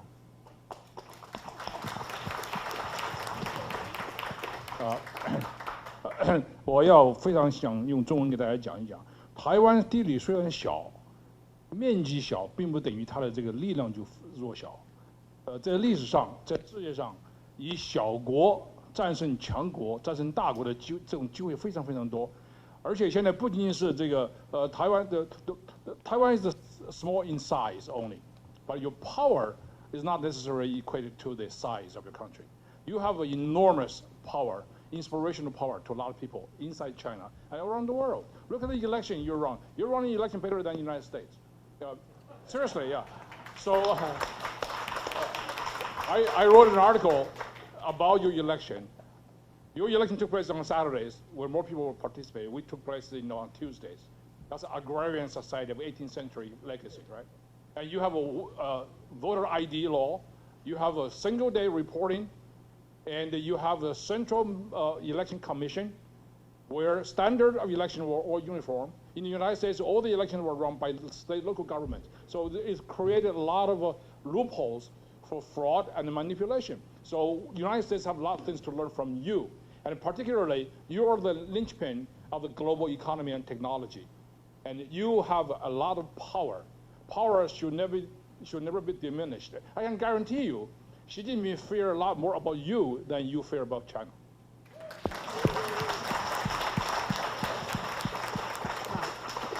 Thank you, Robert. You really study very hard and show your wisdom, and also thank you, Mike and Miles. And I want to say something about this too, because in 1996, when the first time the presidential election in Taiwan, then China also flight their flight, in the north and the south of Taiwan, and try to threaten us for our first time in the presidential election. I remember in that time I met three pastors, one from New York and two from Europe, and they say, "Why don't you declare the war with the United States?" I said, "What?" Okay. They say, after the war, Taiwan going to lose, and the United States going to occupy Taiwan, and then United States will give you the self-determination, the right of self-determination. You remember that there's a movie about that, a small country in the south, or in the south of United States, and declared a war with the United States, but they win.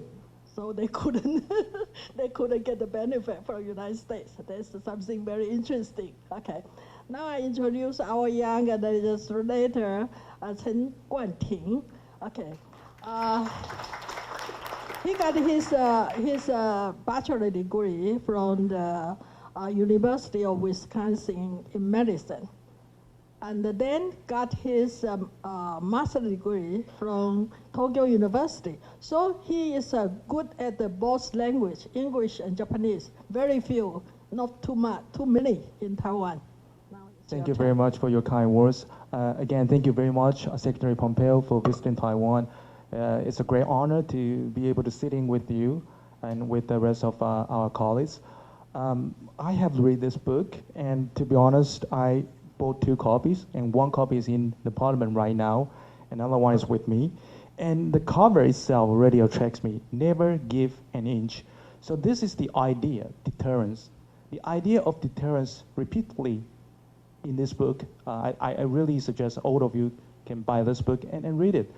During your administrations, there was no major war in the world. You successfully deterred the war, not only in Taiwan Strait, but also other places in the world. So we need to be firm on the stance. And in your book, Never Give an Inch, you demonstrate a very firm stance in defending Americans' interest and countering authoritarian regimes. This aligns perfectly with the ICAT countermeasure introduced by the new commander of the U.S. Indo-Pacific Command. So the strategy that you establish actually would affect next generations. So I would first like to express my thanks and gratitude for what you have done during your service as the Secretary of State, as the Director of CIA, as an honorable congressman representing your state. And when I was in the parliament, when we had this chaotic discussion today, when I read your book, it actually somehow inspired me. Inspired me by, like, do not give an inch, do not give up, and speak up. Yes, so here we are, and we talk to you, we talk to the people around the world, telling them the stance of Taiwan. We will never give an inch to China. So again, thank you so much. Thank you so much. And I just have one question. So I prepared a list, so I just want to make sure that I got it right. So just a moment. So, Mr. Secretary, Taiwan is currently facing gray zone intrusions, and earlier this month, the Indo-Pacific Command say that illegal, coercive, aggressive, and deceptive measurements from China will definitely endanger the security of Taiwan Strait. How do you think Taiwan should respond to such challenges? Yes, look, these challenges, you referred to them as gray zone challenges, these things that are beneath traditional kinetic conflict are everywhere.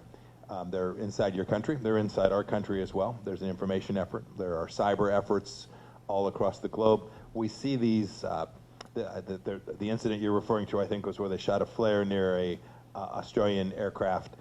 They've done this to naval vessels of just about every country that sails in the Pacific. They're testing. In the end, what we should recognize is that the Chinese Communist Party is probing. They're looking to see what our response in the moment will be. That is, what will we do physically? Where will we sail our ships? Where will we choose not to? But just as important, that they're testing our mettle. They're seeing how we respond to that, how we do it diplomatically, how we do it at places like the United Nations. How many countries remain silent in response to this? How many countries say, well, you know, gosh, it just could have been random that this happened? So the responses we have to take have to be in every one of those avenues of power as well. It doesn't mean you respond in kind. That would be a mistake. That would be stooping to their level, and frankly, is something that they would appreciate. Frankly, they'd love to get down in the mud and have us respond in that way. What we should simply do is make sure that we don't let a single one of these go unnoted. We should make sure that it is very clear what happened. We should release imagery of these things. The world will recognize the bully when a bully is called out at every turn, even for the most modest aggressive activity. We shouldn't think, oh my gosh, that was just a small one, that was just an incident. We should treat each of these as a strategic effort by the Chinese Communist Party to test our intestinal fortitude, to just test our mettle, to see if we are prepared to seriously confront what it is they're doing.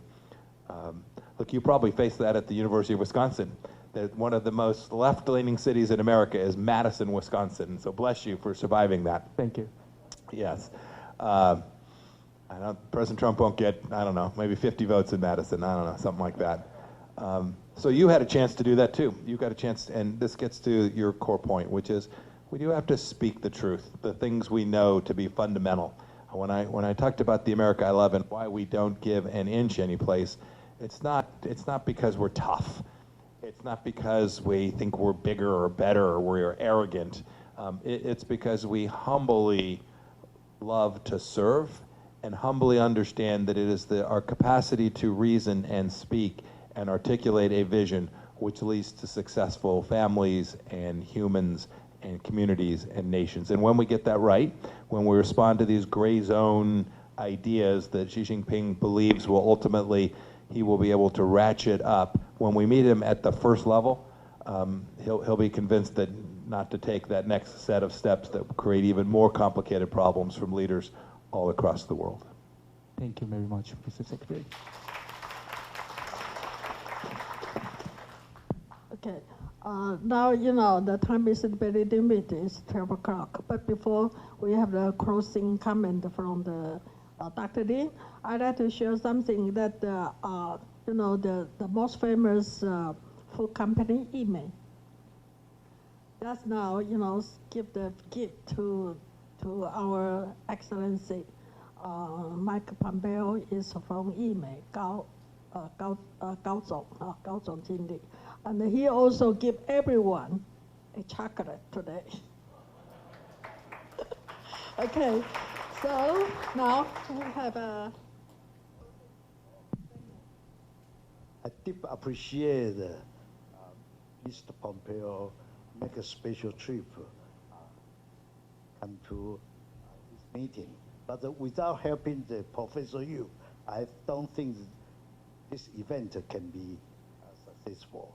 And from my bottom of my heart, I really appreciate all of you. And I also appreciate all the audience. Without your coming, we cannot hear from the truth from the Mr. Pompeo. Yeah, the truth is most important in our life. Yeah. So thank you for everybody for your attention. And thank you, all you. Thank you, Chairman Lin. All right, this concludes our event today. We appreciate all of your participation.